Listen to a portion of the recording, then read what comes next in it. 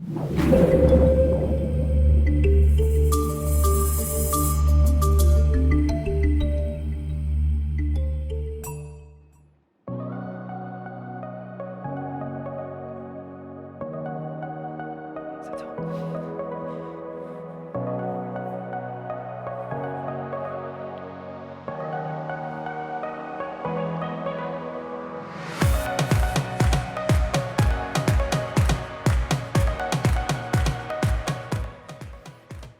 you ever find yourself having to make decisions you wish you didn't have to make every day?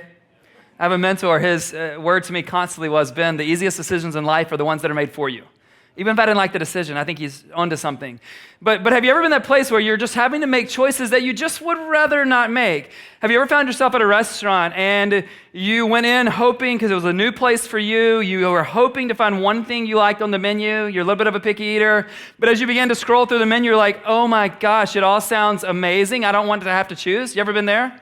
Now, if you have a significant other, you need to learn. You order two different things. If you're the guy, you get 75% of it and just roll on from there. But I think it's that kind of dilemma that led to the invention of the buffet. It had to be, right? And then some of you single ladies, you deal with this in your dating life. You don't want to have to make choices. You have found two incredible guys who are pursuing you, and you've figured out a way to date them both. You've got your Monday, Wednesday, Friday guy. Ladies, make a choice. Make a choice for all things sanity. Make a choice between one of those two guys. But sometimes you're in a job-seeking season. You're looking for new work, and you can have a day where you wake up and you're like, oh, there's no opportunities. And that very same day before you go to bed, you might have two compelling offers from companies that are both on your dream list. And you're like, I don't want to have to choose. Here's what I see as I observe. Anybody just in life right now, I'm seeing a lot of chuckles, which maybe there's my pants are zipped, but maybe there's something happening in your lives that I don't know about. But anybody in a place in life right now where you're just having to make some choices? Anybody that you wish you didn't have to make? I've got friends whose daughter is going to be making a college choice soon. So anybody making employment decisions? If you're on the staff team at Epic, don't raise your hand because I'll lose my concentration. And but we hate having to make choices. And if I'm honest, let me pair it this way to say what I'm observing in not only my life, but even in the world around me, in San Francisco and in our church. Here's what I think is true. It sounds kind of crazy, but right now I see this. We love having options, but we hate making choices. Just think about that for a moment. We love having options. We hate making choices. We're in a relationship with even our church partners through the Hope Project, that some of whom have lived under communism. And there was a time in which they enjoy freedom in a way that I could not, because I'd never have known what it's like to be under communism. But in 1989, when that kind of communism fell in Romania, they are able to enjoy a freedom that I can't enjoy. They're like, we'll make choices all day long, right? But for so many of us, we love having options. We hate having to choose between really, really great options. And so what we tend to do is this. We tend to want it all. And I think there's even this sense in which our world tries to promise us everything. And let's be honest, I think right now in history, and I haven't lived in any other era, and you might think I belonged in some other place with the Vikings or something, but I haven't lived in any other era in history, but I do believe this is true today. Because we can do so much more today than we ever could do, some of us are more tempted, I think, historically, to buy the lie that we can have it all more than any generation before us. And especially if I'm just real honest, not in an elitism way, but here in San Francisco, because of all the innovation that comes from here and everything that's happening and every promise that's being made, we really tend to believe that we can have it all. Like we can have it all, we can be it all, we can own it all, we can experience it all, because the world breathes this message into our lives that you actually don't have to have any limits. You can have it all. But can we? Can we really have it all? Can we really be it all? I love the title of this series, You Can Have It All. And obviously it's a little bit of a play on words. And how I want you to be thinking throughout this series that we're doing over the next 4 weeks is, are you going to really allow the world to promise you can have it all and to pursue things in your life on the basis of that? Or what if we could shift it, same phrase, just shift from who it's from and who it's to. What if we could begin to say to God, here's my commitment to you. God, you can have it all. You can have it all. You can have my life. You can have my relationships. You can have my kids. You can have my future. You can have my church community. You can have my work. You can have my productivity. You can have my influence. You can have my network of relationships. You can have my marriage. Jesus, you can have my uncertainty. You can absolutely have it all. What would that look like? It pairs nicely with our vision around here, which is this. The vision of Epic Church is to see an increasing number of people here in San Francisco orient their entire lives around Jesus. We don't have this because we couldn't have incorporation without a great vision statement. We don't have this because our friends who designed our website they're like, Ben, we really need a vision statement. We have this as our vision statement because we believe this is the life God's created us to live. If there's a phrase in that vision statement for this particular series, you can have it all. It's the two words, entire lives. Entire lives. Because we're awesome at giving some things to God, most of us. Right? I'm like, God, here's my Sunday. God, I don't know what I'm supposed to do with my life. Here's my career decision. If you'll just tell me, I'll take it back once you tell me, and I'll do it my way. But if you'll just, right? We're really good at giving some things to God. But what this whole idea of the series is, let's push all of our chips to the center of the table. Let's say to him, Jesus, if you're only worthy of 10% of my life, you're not worthy. Jesus, if you're only worthy of 80% of my life, if you're only good for Sundays, if you're only good for relationships, if you're only good for my uncertainty, and you can't handle the whole of my life, what am I doing? Because we think all of life is meant to be sacred, and if you're going to spend the majority of your waking life in your vocation, what you get paid to do, and the time and energy you spend when you don't get paid, then your faith needs to inform your vocation. Would you agree? If it doesn't, who needs a Sunday-only faith? Right? So we have the value around here is vocation is sacred. Vocation is sacred. And let me tell you where we're going over the next 4 weeks. I think you'll find some of these topics interesting. Next week, I'm going to give a talk around how you can know your God-given purpose and how you can lean into that God-given purpose, and a talk I'm calling Whatever. Week 3, we will look at what does it look like to take your Sunday faith into your Monday through Friday reality in a message we're calling Wherever.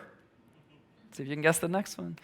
And then we'll wrap the series up by looking at how do you stay faithful to God in any season, when you're winning and when you're losing, when you're the intern and when you're the executive, when you are entering retirement and when you're starting your career, when you're getting the funding and when you're declaring bankruptcy, when you're filled with clarity and when you're in the midst of confusion, vocationally speaking. And that message will be called Whenever.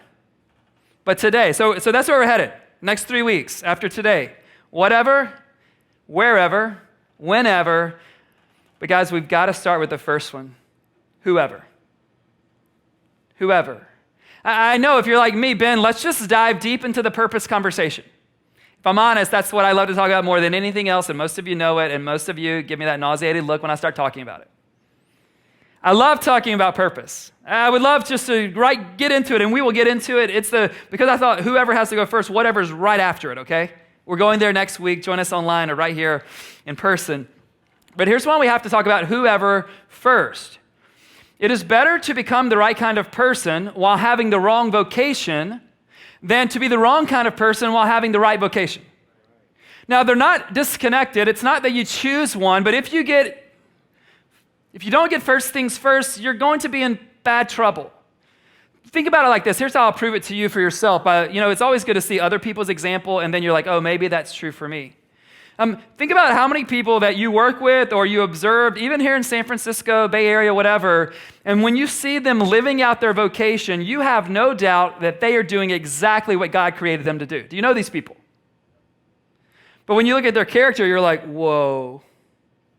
Sometimes my friends and I, a lot of you who are here in this room, will talk about, hey, can you imagine if so-and-so in San Francisco gave their life to Jesus, what that would look like? Because you observe the work they're doing, you're like, I know they were created to do this. My gosh, they are innovating in such incredible ways and influence flows out of their life. Imagine if they became the right kind of person. And it's not that you and I have to choose between being the right person or doing the right vocation, but if you have to choose, be the right kind of person. The world will tell us all of these things. They will tell us work on your skill set. They will tell us grow your core competencies. They will tell us you need to become more productive. And if you know me, you know I'm all for those things. But when is the last time someone out there asked you to work on your character? The essence of who you are. How many of you work at a company where you're like, Ben, they actually don't care about my productivity at all. All they want to do is know about my character. I'm assuming no one, right? And not even here at Epic would that be true. We care more than just about your character, but we want to care about your character for sure. Let me ask you a question that you don't need to answer out loud, but I really want you to think of it. If you had to choose would you choose to be known as someone great or to actually be someone great? It's a really interesting question if you think about it. If you had to choose, would you want to be known as someone great or to actually be someone great? You're like, Ben, how would I answer that question? I just want you to think about the last week, the last month, all of 2019, almost a quarter of the way in. Where are you spending the bulk of your time, energy, and effort? Anybody feel guilty right there besides me? Right? Because I can spend all of my time trying to project a particular kind of person to the world, or I can become a particular kind of person for the sake of the world. Right? I can live however I want to the other 167 hours. I mean, not really, but I'm just saying. And as long as I get up here and I project something to you, you're like, Ben, great sermon. Wow, you're amazing. Da, da, da. I mean, nobody's ever told me any of those. But I can live for that affirmation. Because the great temptation when it comes to your vocation is you know you will be affirmed for appearing to be a certain kind of person. Oftentimes you'll give your effort to that because you know that's what wins the day, and you will actually neglect who you truly are and who you could become.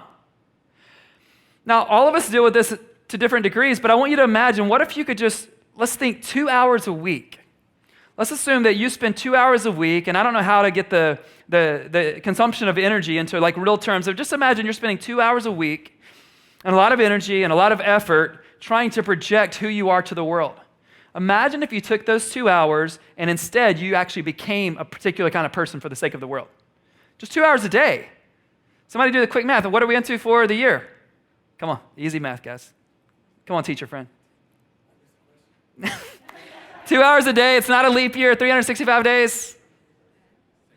All right, genius. So 730. And I'm not doing that on, like, that's not even my notes. But just imagine over 700 hours becoming someone rather than making sure you have the right filter to pretend like you are someone. Now, I'm not saying get rid of Instagram. Otherwise, I wouldn't know what you guys ate last night. I'm not saying don't doctor up your LinkedIn profile. You need it. Just be honest about it. But sometimes we have so much time invested in trying to project something to the world that we actually forfeit becoming who God wants us to become. Dallas Willard, the great author and philosopher who's no longer alive, he said this: the most important thing in your life is not what you do, it's who you become. And again, I could ask you, do you think that's true? But just where do you and I spend the bulk of our time? The most important thing in your life. Ben, the thing I always want to talk about, and the thing I'm talking about more than I'm always thinking like, okay, the most important thing in my life is what I do. What am I supposed to do? What am I supposed to do? And it's important what you and I do. That's our whole message for next week. But guys, are we thinking at all about who we're becoming? In his book, The Contemplative Minister, which is a great read and not just for ministers, Ian Cowley writes this: the value of what we do will flow directly from who we are. So it's not that you choose to become someone great or you choose to do something great. Everybody's clear on that, right? But first things first. I think if you become the right kind of person, chances are you will do the right kinds of things. Does that make sense? But you can do the right kinds of things while never becoming the person God created you to be.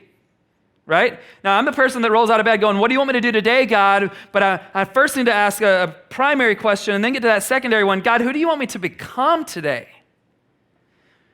Which begs the question for us to ask ourselves today, and it's a big, loaded question, but I want you to give weight to it, not just in this moment, but in the week to come. Who are you becoming? Who are you becoming? You're like, Ben, I'm becoming the #1 sales guy at my tech company. No. That's what you're doing. Who are you becoming? And the reason that question is so important, whoever you become, that's all you take with you anywhere. Whoever you pretend to be, that's one thing, but you never actually take that person with you. Whoever you become, that's who you take into your dating relationship. Whoever you become, that's who you take into being a mom or dad to your children. That's all you got. Whoever you become, no matter what you pretend to be or what you pretend to know in this Epic Church community, you only enter into this community with who you are. And when you go to the office every day, the only person you take with you is the actual person you happen to be. Who are you becoming? Now, I know this is true for all of us, so I want everyone to raise their hand when I ask this following question. How many of you have ever thought about career trajectory? How many of you have ever gone a day without thinking about career trajectory? We think about career trajectory all the time, right? But how often do we think about character trajectory?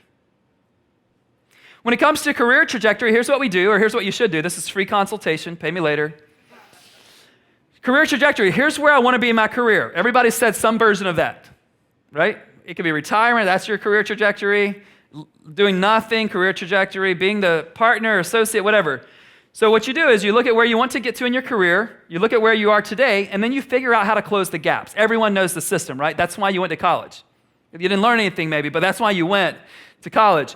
So you close the gap. How do I close the gap between where I am and where I want to be? Well, I grow my skill set. I learn things. I get a mentor. I get a life coach, whatever that means. I get an executive coach, right? I get all of these people in my life. I get better at something, and all of a sudden I can keep closing that gap till I become this. Imagine if we approach who we are and our character in the same way. Guys, this would be genius. My character trajectory, I want to get here.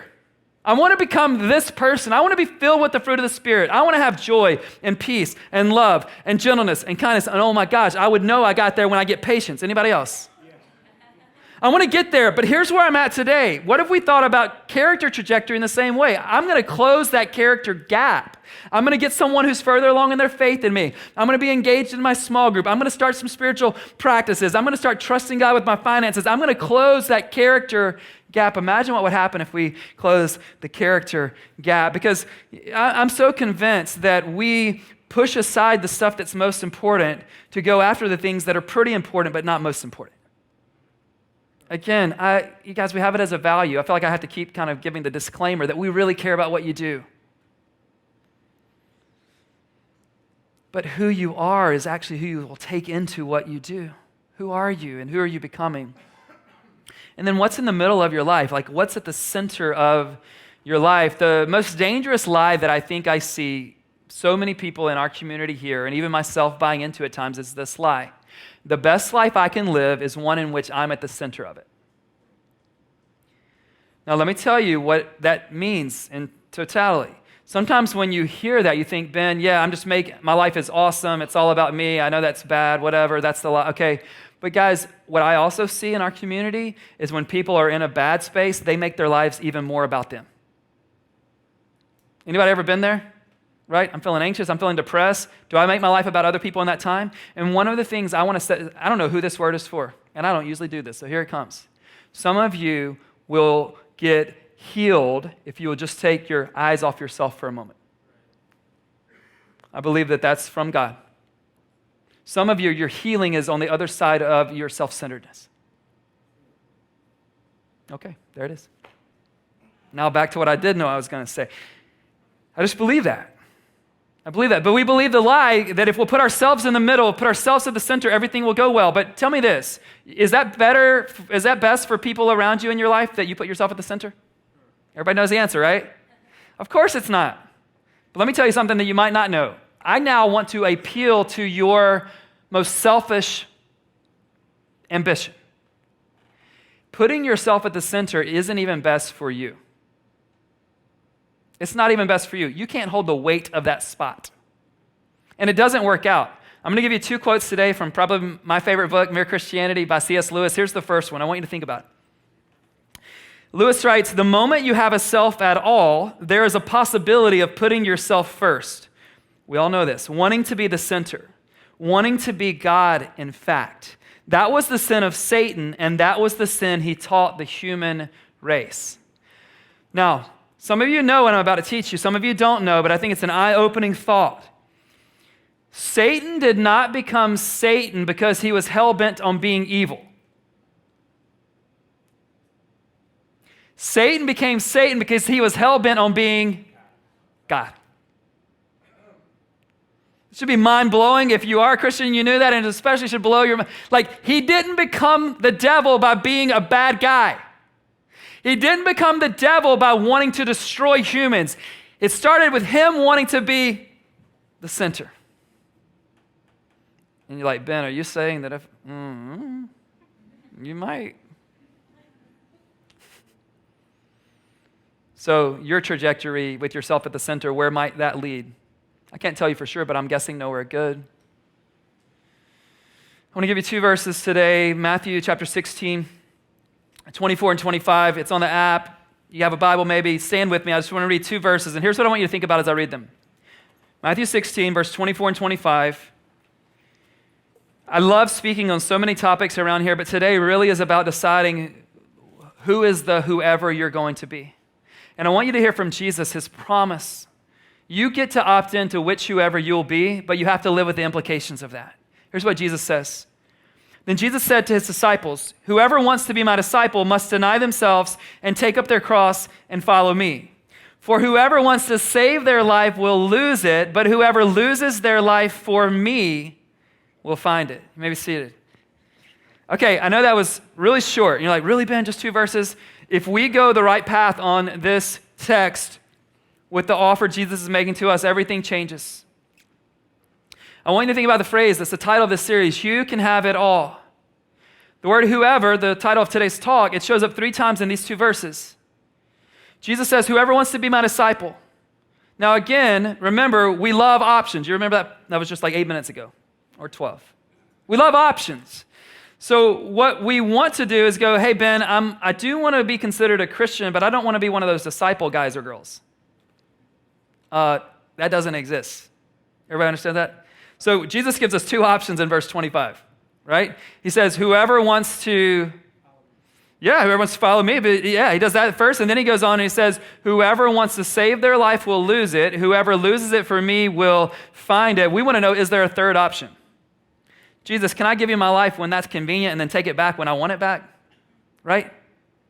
You can have it all. Jesus says, if you want the world to say this to you, if you even want God to say this to you, you can have it all. However you want to play this out, he says, you think you're holding on to your life, but in the end, you're going to lose it completely, what you actually want as life.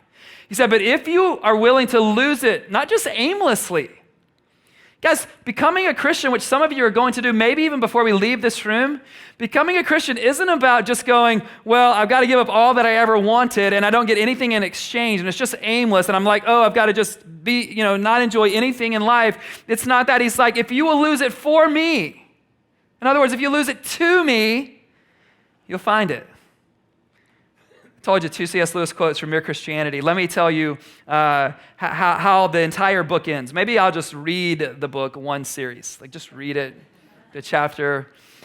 These are the sentences, several of them, but this is the very end of Mere Christianity. Everything that Jesus is saying in Matthew 16, Lewis is essentially repeating in a different phrase. He says, give up yourself and you will find your real self. Lose your life and you will save it. Submit to death of your ambitions and favorite wishes every day, and death of your whole body in the end. Submit with every fiber of your being, and you will find eternal life. Keep back nothing. Nothing that you have not given away will be really yours.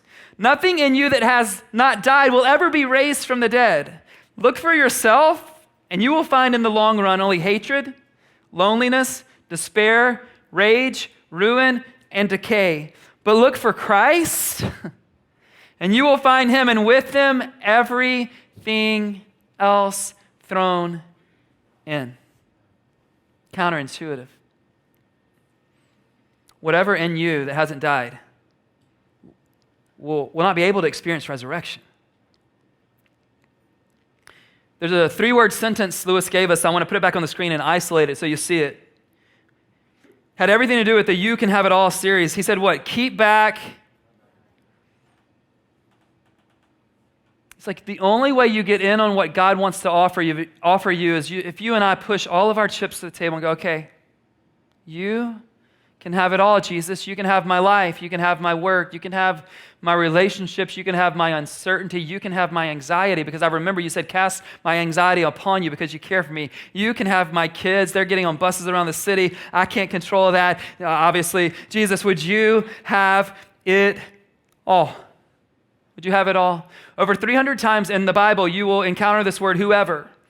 And the good news about this word whoever is it literally means whoever. It means the rich and the poor, the young and the old, the man and the woman, the boy and the girl, the person who has a shady past and the one who has a fairly clean slate in their past, the one who's had faith their entire life and the one who hasn't yet to embark on this journey of faith. Whoever, and it starts whoever, and then it says something like this: whoever believes or whoever acts or whoever does gets blank. And I would encourage you just to go back and read some of those. And you can count on those promises. They're inevitable conclusions. Jesus will say, whoever does this gets this, and whoever does that or doesn't do this gets the other thing. Let me give you two of them, he said, or just that the scriptures say. John 7:38, Jesus said, whoever believes in me, as scripture has said, rivers of living water will flow from within them. Even if you don't know what that is, I think you can get at what he means. This is Jesus talking. He knows that he created us in such a way that all of us are born with thirst. And what do you do when you're thirsty? You find something to quench your thirst. And every person in this room is going to go after something this week that we believe is going to quench our thirst.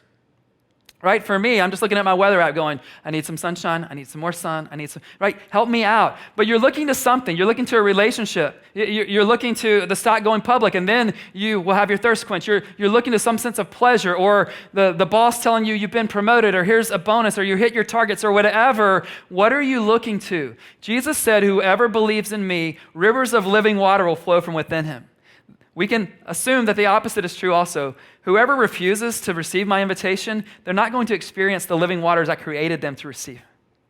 Here's another one, 1 John 5:12. This was written by John, who was known as the beloved disciple of Jesus, the one whom Jesus loved. Now, interestingly enough, he gave himself that title, so however that works. Here's what he said. Again, he only gives us two options. There's not a third one. You're in one of these two parts of the sentence. He who has the Son has. He who does not have the Son of God does not have one or the other. And when I say one or the other, I mean two things. One is, for a person who's placed their faith in Jesus, they're in the has life camp. The other person isn't. But also, you can be a Christian and not access the life that Jesus wants to give you and fill you with. Which camp are you in? You see, we get to this place where we say, if I can buy a house in San Francisco, I'll have life. If the stock goes public, we're going to have more than life, right? If she says yes, life. If I get the housing situation, life. If the church grows, then we've got life, and Jesus is going over and over and over and over. No. Those things actually in the end won't bring life in and of themselves, but no matter what your circumstances are, my life is given to you so that you might find life. You might find life. Here's the popular myth so many people buy into. The myth is this: you can become whoever you want to become. But if you heard a Tools Focus announcement, he thinks Will's got him on the basketball court because he can't just become whoever he wants to become. That's a myth. The actual truth, though, is this: you can become whoever God wants you to become. You are limited. God is not limited. Whoever he destined you to become, whoever created and designed for you to become, you actually can become that person. So often we think about all the things we aren't or can't do in our lives, but can you look back and just reflect on your life for a moment and say, I think I can for sure, God, I never thought I would ever get to do fill in the blank. You can become whoever he wants you to become. And so we're pushing our chips to the middle of the table and saying, Jesus, I want to become whoever you want me to become. Here's why. Jesus, whoever I become, that's who I take into my role as a husband. Jesus, whoever I become, that's who I take into my relationship as their dad. Jesus, whoever I become, that's the only pastor Epic can have, the actual person I become, right? That's the only person you can take to work with you, who you become. And hear this: whoever you become, that's the only person you will take with you into eternity. Somebody said, rewind, Pastor, that sounded really good. Whoever you become, don't miss this. Whoever you are, that is the only person you will take with you into eternity. So who are you becoming? Now, if you look at Jesus' offer of this life, it seems like if you take his offer, you'll lose your freedom. Doesn't it seem like that? I mean, who gets excited and go, take up your cross, and everybody's like, yes. Right? Deny yourself. Who has a daily habit of denying themselves? Now, I mean, listen, I told myself, made a commitment, I was going to give up chocolate leading up to Easter. And then my friend Cecile last week, she made an entire tin of fudge and gave it to me. What do you do in that moment? Do you stick with your discipline commitment, or do you want to be a good steward of someone else's gift? Here's how I've been balancing it. I've been putting 2 pieces of fudge in my oatmeal every morning. Just like healthy. Dude, listen, God didn't tell me to. I'm just saying it's been a good compromise. We think we'll lose our freedom if we get all in with Jesus and push it all to the center of the table. But let me tell you, you actually will lose some freedoms. But let me tell you how to think about it by giving you some real life examples. If you get married, do you lose some freedoms? Husbands, don't say it with a lot of gusto. Just say yes. If you bring children into this world, do you lose some freedoms? Yes. If you become deeply connected in this epic church community, do you lose some freedom? Yeah, you lose the freedom of autonomy, right? Now we're going to ask you how you're doing with that thing you told us was a struggle. If we don't know you, we can't ask you about it. But when people who are in healthy versions of marriages and family life and healthy versions of being deeply connected here at Epic Church, do you think people say, yeah, I'm married, I just lost so many freedoms? No, if they're in a great marriage, they're like, I'm so amazed that I was so glad to give that up so that I could get something much better. That's what Jesus is offering. You will not talk about your relationship with Jesus. Yeah, I just lost all my freedoms. You got something much better. And I would even say you encountered a greater freedom. Keller, in his book, Making Sense of God, writes this: if we try to live for anything else, it leads to slavery. But when we begin to live for God and follow His will, we find that we are actually becoming who we were meant to be, realizing our original design. All Jesus is going after today, all I'm trying to contend for today, is just to become whoever He created you to be. Just become whoever you were created to be. You can become everything He created you to become. But the last question you might have today is like, Ben, in any strong relationship, both sides have to give. Agreed.